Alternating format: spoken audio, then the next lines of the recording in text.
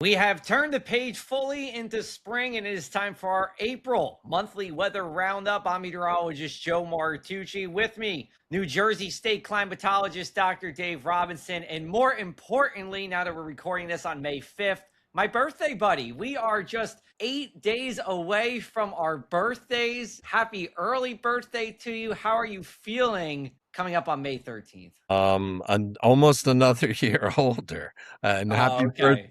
happy birthday to you. No, this isn't a big one. And whatever. I'm just grateful to have another birthday. At my age, you're just Oh, okay. At what age do you start feeling grateful just to have another birthday? Is that yeah, I don't know. I have to think about that one. all right? All right, you get back to me. That any plans for your birthday? We're going to be heading off out of state to see our nephew graduate from college. So I Okay, think I'll be all right. driving most of that. Okay, gotcha. I will also be driving. I'll be on the Parkway plenty on May 13th. So not the most exciting birthdays for the two of us, I guess, but it's okay. So we've had more exciting ones in the past.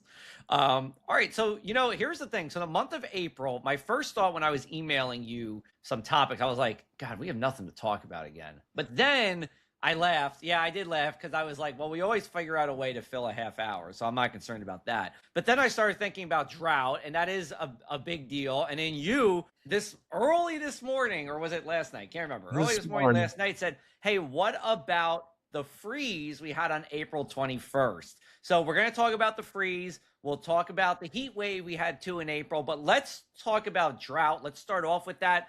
Um, you know, New Jersey continues to be in a drought warning. I think the biggest difference between last month when we talked about it and this month when we talked about it is that we're now in a D2, which is a severe drought, a level 2 of 4 drought for parts of New Jersey, mainly where I am at the coast, parts of Right. pretty much all of Ocean County from Point Pleasant down to LBI, and then Cape May County. No surprise there at the Cape May bubble. But what I thought was interesting too was we're really just a small part of what's been I would say, a large drought on the East Coast, particularly in the Southeast and Florida, right? Oh yeah. I mean, Southeast, well, it was a La Nina winter and they tend to be very dry in La Nina winters and they're at D4 level down there. But there's a lot of drought across the country right now. New England, northern New England, it's stayed on from last summer. From here on south, it's stayed around, developing more in the south. Here, it keeps on coming. 21 of the last 24 months have had below normal precipitation in New Jersey. It's just that beat goes on. It's the longest we've seen since the turn of the century when we had a drought emergency.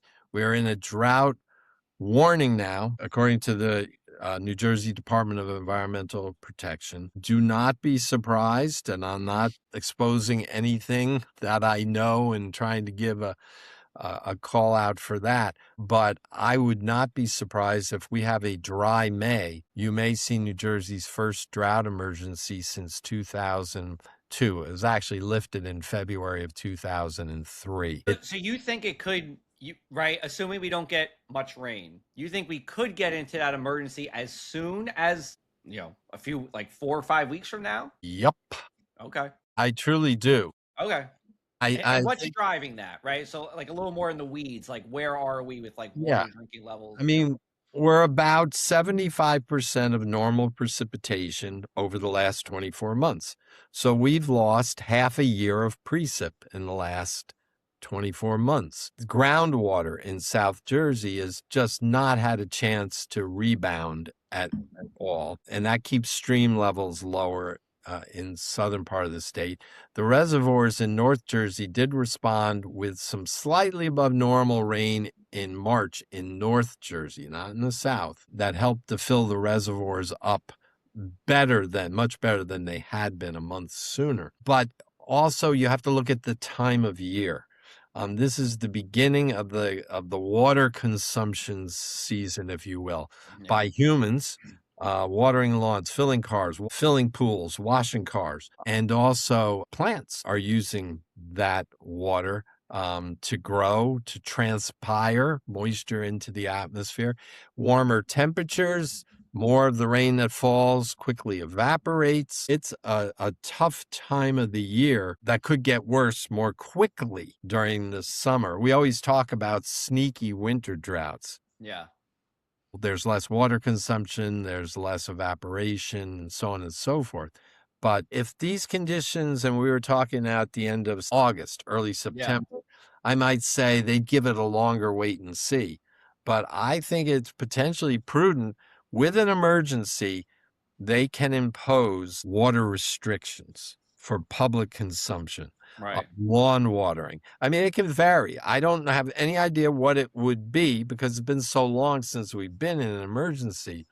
But you also have a new commissioner, you have a new governor, and I think they are very aware of what's going on. And the last thing they want to do is be caught behind Yeah. something like this. So I think they'll be very progressive and forward looking. I think that's especially, again, given the time of the year and the persistence of these conditions going back now 24 months. Yeah. I know the Governor Shell released a statement last week, I believe, just urging conservation of water. So, voluntary. I should say too, all of New Jersey, 100% is in some stage of drought Yeah. at this point in time.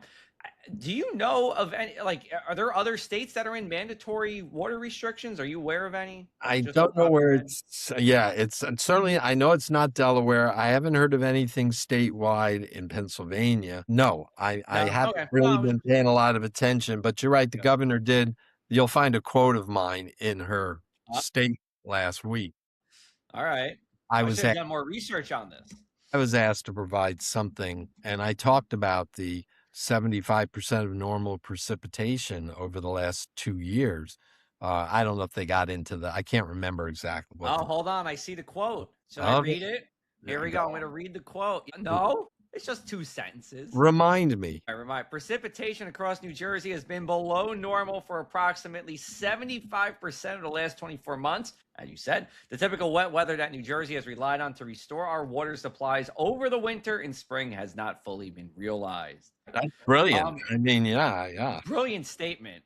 Brilliant statement by the No, state but I think president. that last part is germane, and that is people think all winter long. Oh, we've had all this snow, and what Ah, thing we have a drought? Well, there wasn't that much snow. I mean, it was above normal, but it wasn't that much liquid out of that snow.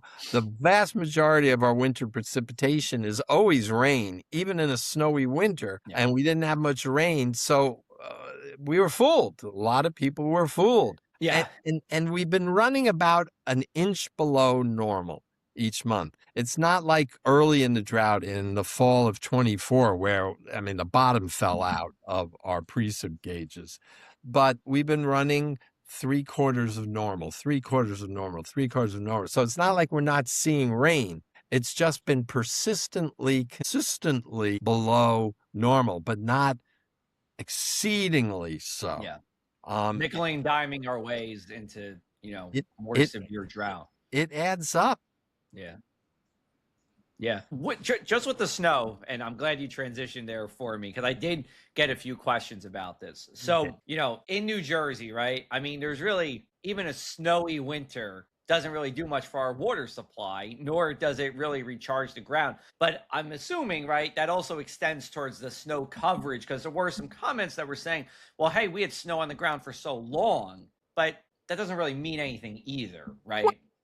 I mean, it puts off the melt, so it pushes the water close, moistening the ground. It pushes it closer to spring. So it holds on to it a little bit longer, which normally is so ephemeral here in New Jersey. It comes and goes and comes and goes and comes and goes. It stuck around for a month's time. Yeah. We had the heavy snow at the end of February, which was great to start off the spring season with moisture conditions on the ground. And it's somewhat associated with the fact we haven't had a really active wildfire season, Yeah. despite the fact that conditions have been below normal. And we can thank some of that on the snows that fell in January and into February, not melting till late February, early March. So there is some benefit there. But yeah, you're right. You have to go up into New England, up in the northern New York State, to really build up a snowpack that melts off after sitting on the ground for 90 days and replenishes the rivers come March or Right. early April. That's just not the regime we have here in the mid-Atlantic. Yeah. Yeah. Let me end with this before we go to break. How lucky were we to have that extremely wet May last year? That saved us from a drought emergency last year, period. I mean, there's just no question. We were running so low after that previous fall and winter, and that really helped us a lot. And then we had pretty ample rains in July as well. And since July, every month's been below normal. Yeah. All right, we'll take our break here. We'll hope for rain and plenty of it over the next couple of weeks. We'll come back on the other side. We'll talk about our temperatures in April and the wild swings we had here on the Monthly Weather Roundup. Weather Call will call, text, or email you when tornado and severe thunderstorm warnings hit your area. Sign up for just $15 a year at the link in this description. Welcome back to the Monthly Weather Roundup. All right, we're still talking about April. We're going to move from the moisture and get into the temperatures here. We're going to talk both about record warmth and a pretty hard freeze. But let's just start off overall in April. Where did we round up? I'd like everyone listening to this to think for a second. Was April warmer than normal or colder than normal? I think some people would say it's colder than normal, but Or close to normal? yeah, Because I'm it not was a gonna. roller coaster ride. I call it thermal whiplash. That's a good one. Every other week was 5 to 10 above normal, 5 to 10 below normal, and above. So when all was said and done, the warmth won out, and this was New Jersey's and South Jersey, more specifically, sixth warmest April on record. And we always talk about the length of record. It's 132 years back to 1895. So, and the coastal Jersey, east of the Parkway, eighth warmest. Yeah.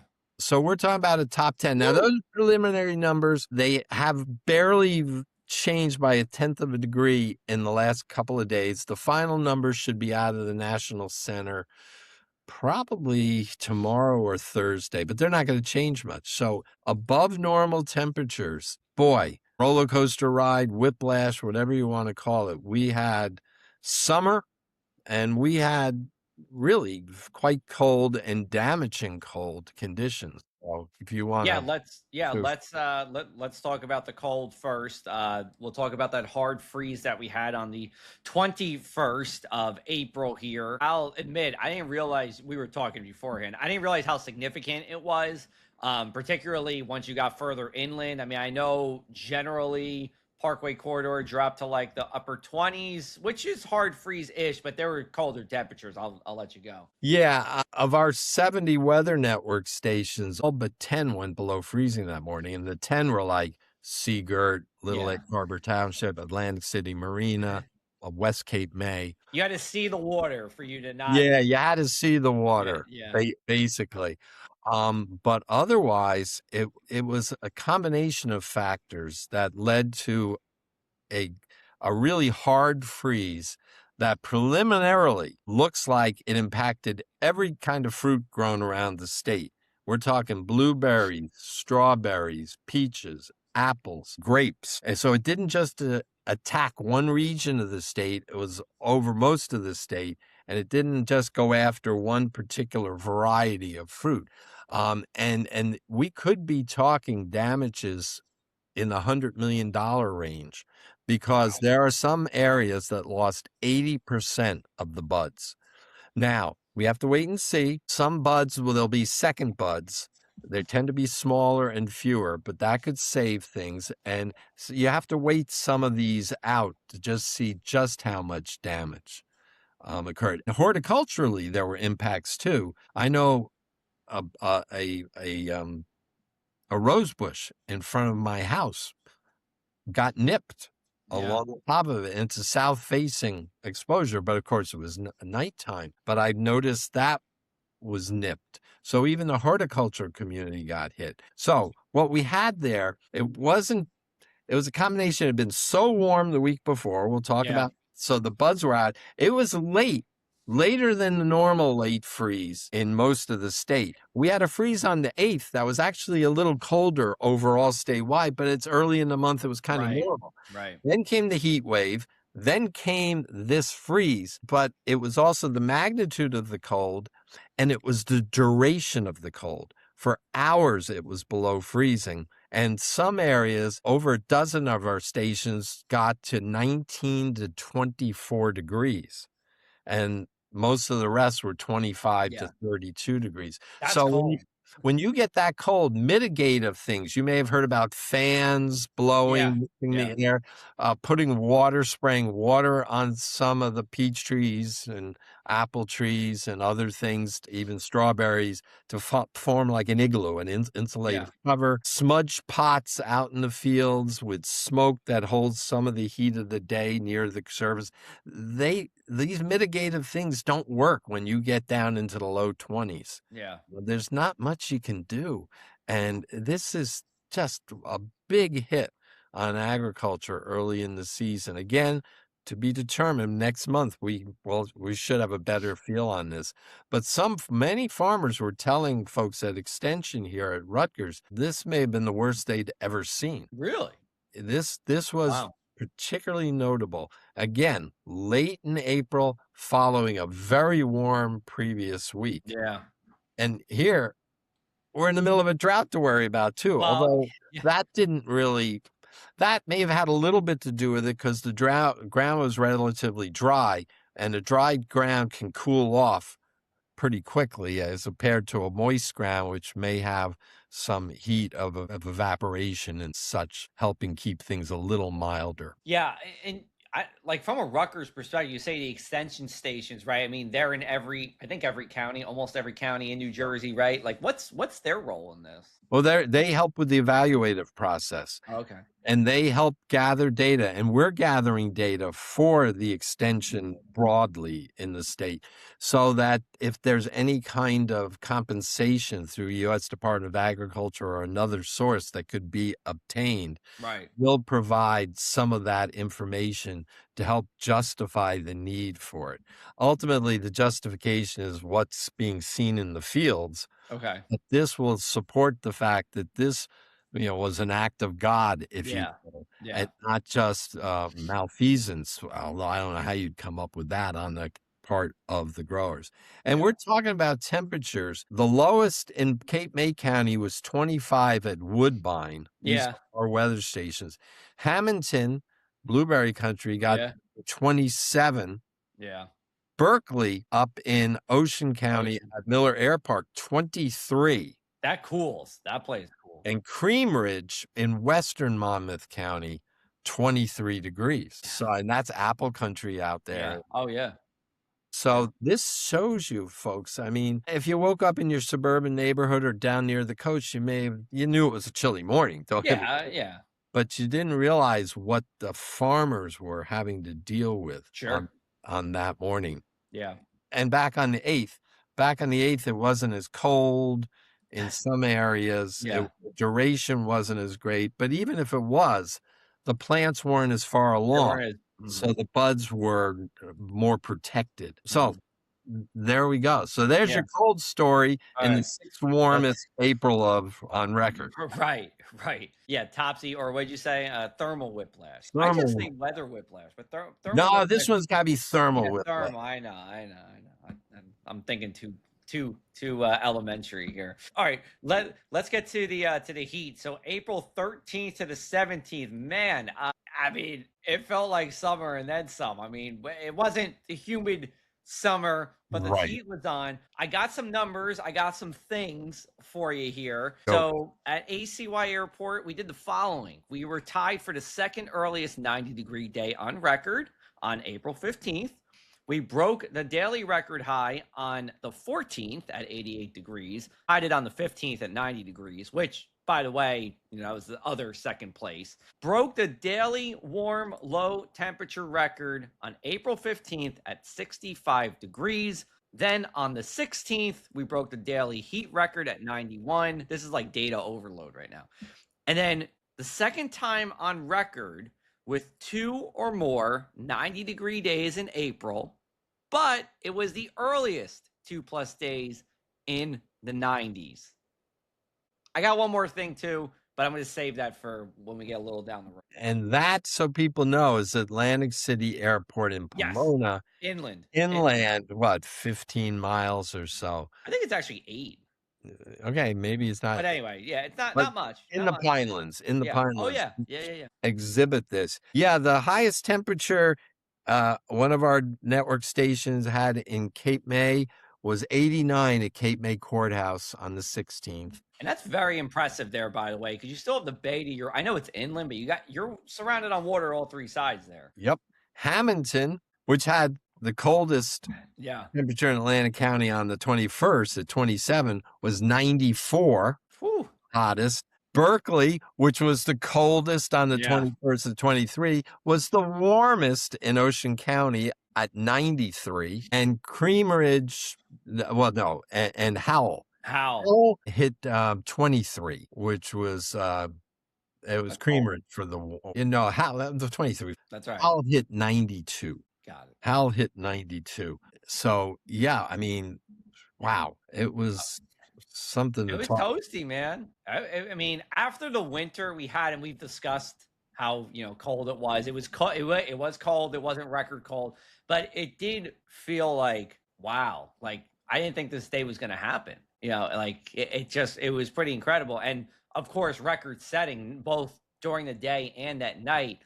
And for as cold as the hard freeze was on the 21st, we were more above average than that was below average. And we did that for multiple days. And like we said, the kind of heat we had inland was nearly unprecedented on record. But don't forget also, people, it's a while ago, the 1st of April, Hamilton hit 86 degrees. And the 2nd of April, Perry Hill over in Camden County hit 85 degrees. Right. So we started the month warm. Then we had that cold spell the 6th to the 10th. Then we had the warm spell that you've already defined from the 13th to the 17th or whatever. Yeah. And then we had the cold spell starting again on the 19th that went through the 21st. And then towards the end of the month, the 27th and 28th, we fell below freezing in spots. So again, whiplash. Yeah. And here's the other thing too. I just want to make mention to this. We broke more heat records in that 1 week than we did cold records all last winter. I mean, it's funny, but it's true.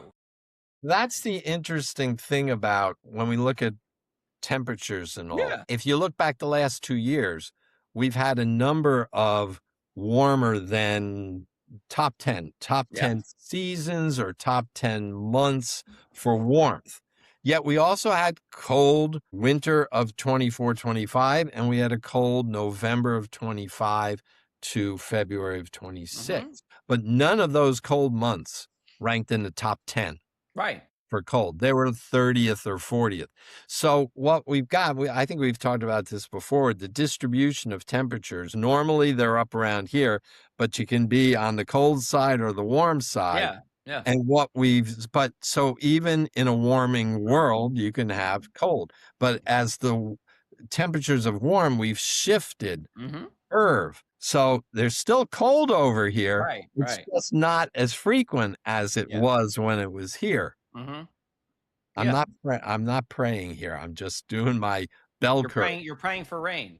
Well, yeah, with that. But the point being that even in a warming world, there's still the probability you're going to get cold. It's just those probabilities are lower. Meanwhile, your probabilities of being exceedingly warm, which were always there, but they've increased as the curve is shifted over. Right. And that's the nature of things, why you can't just take 1 day of weather, 1 week of weather, 1 month of record of weather.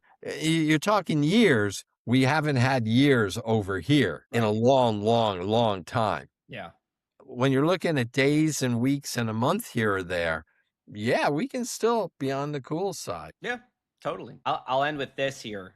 And I think we texted about this. Seagirt on one of these days here. That Seagirt station, man, that was like it had no identity that day. It didn't know what it wanted to be because the sea breeze, that ocean was cold. The Amazing. land breeze was hot. I got some numbers here. 7:30 a.m., 83 degrees. Nice. Seems like a good beach day, right? What happened an hour later? 60. And then it was 73 at 2:05. Sea breeze kind of got fooled a little bit or got pushed back. I don't know what you want to call it.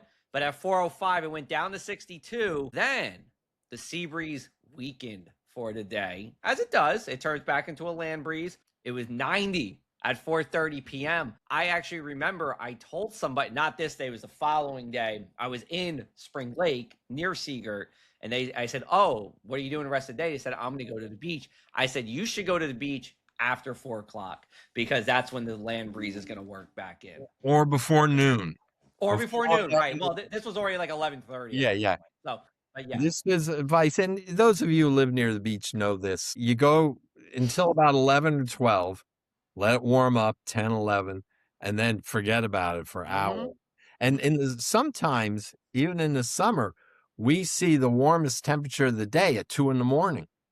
Yeah. I mean, it happens. And if you want to see a graph like that depicts this, read my report that will be posted on the State Climate website within the next couple of days. I took the 24-hour time series for that period of time. There were 2 days in a row where it was almost exactly quite similar, with the fall right after 11 a.m. and then a rise. You'd look, they were almost identical. But I took one of those 24-hour periods, and you can see that figure in the report this month. How about that for a little advertising? I like that. Of course. We love promoting the great work at the State Climate Office here on the Monthly Weather Roundup. And you can go to njclimate.org for that. It'll be on the right-ish hand side in the coming days. All right. That's it. That's what we got. Anything else you want to add before we wrap it up? And we had nothing to talk about. I know. Well, I see. That's why I said I knew better when I was emailing you. I said, "Nah." I said, "We'll figure this out." That's about. I think we could do this in outer space. I think we could do a 30-minute episode. Space weather.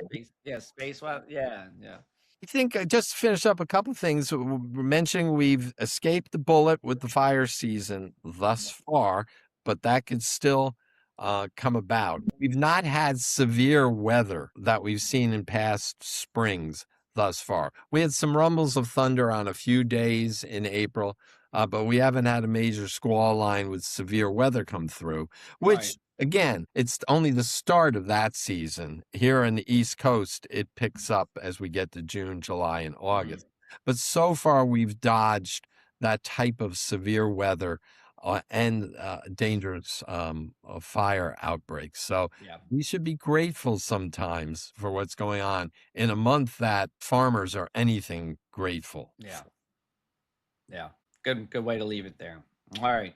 Well, we will be back with you at the beginning of June. Actually, what day did we say we're going to record this? I'm trying to look in my notes. Do we have a date You yet? probably have it on, like a phone. I might have it somewhere. I have it on this old guy's book. Yeah, you gotta upgrade to Google Calendar. We're talking on. No, I'm not doing that then. I don't think we have a date yet. I don't know. I don't see anything down. All right, we'll decide a date for you. But let's put it this way: you will get a new episode around the turn of the month. There, that's for sure. And we'll recap to see how our May 13th went on the road. There you go. Yep. All right. Well, have a good birthday day again to you. Same to you. And shout out to all the May 13thers out there. And we'll be back with you guys in a few weeks. Thanks for listening and watching to Monthly Weather.